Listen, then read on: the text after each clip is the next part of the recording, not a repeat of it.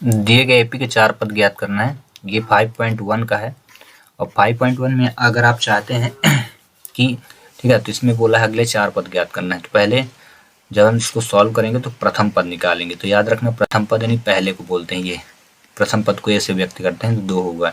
इसके बाद डी यानी सार्वंतर कहते हैं। डी का फार्मूला होता है A2 - A1, ठीक है। तो A2 का मान क्या होगा -2। ये सेकंड वाला A2 कहलाता है तो -2 और पहला वाला A1 कहलाता है, इसी को प्रथम पद कहते हैं। तो ये हो जाएगा 2 और दोनों सब एक जैसे चिन्ह है तो जुड़ जाएंगे, ठीक है। ये याद रखना, एक जैसे चिन्ह जुड़ जाते हैं। डी का मान -4 हुआ। अब बोला है अगले 4 पद ज्ञात कीजिए। 4 पद तो एक निकला हुआ हम 2 से ज्ञात करेंगे, ठीक है।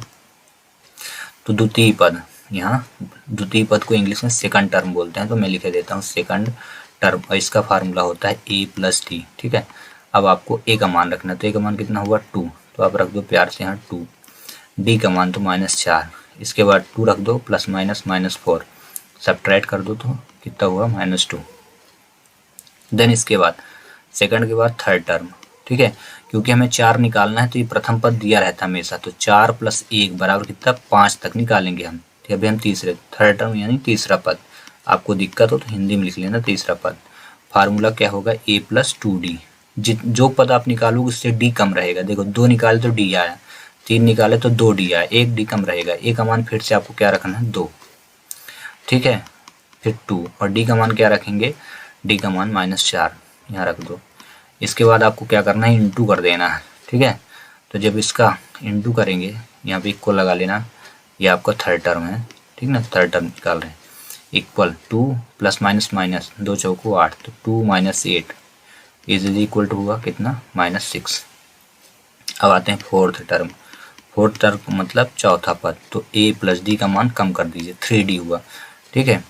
अब 3D हुआ इज इक्वल टू, अब A का मान फिर से वही 2 रखिए +3 और D का मान क्या रखोगे फिर से वही -4, -4 रख दो। फिर 2 + माइनस 3 चौको 12, इन दोनों को घटाइए कितना आया -10 हुआ, ठीक है। चौथा पद। अब आता है लास्ट टर्म जो निकालना है आपको, इसको हम कहेंगे पांचवा पद, फिफ्थ टर्म पांचवा पद। इसका फार्मूला भी वही रहेगा, 1 D कम कर देना है, तो A + कितना हो जाएगा 4D। तो A का मान फिर से वही रखना आपको, 2 बार बार वही रखना है, ठीक है। 2 + 4 और D का मान क्या रखेंगे, D का मान फिर से -4, ठीक है, -4।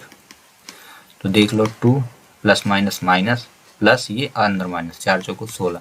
अब जो दोनों ही घटे तो कितना है -14।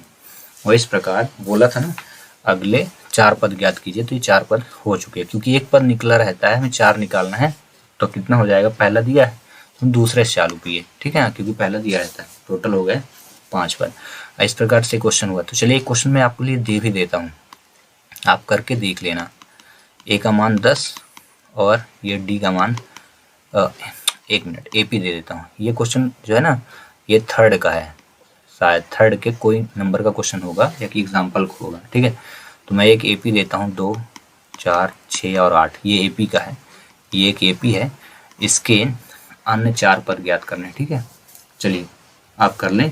हाँ ये ज़रूर याद रखना, सभी वो बच्चे जो काफ़ी वीक हैं उनको ये जो मैंने मेथड बताई है, मैंने 14 साल के एक्सपीरियंस, मुझे मैथ पढ़ाने का 14 ईयर का एक्सपीरियंस है, उस 14 ईयर के एक्सपीरियंस में मैं ही बताया हूँ। आप कर लो, अगर फेल हो गए तो बताना, ठीक ना। अच्छी मेहनत करना, मन लगा करना।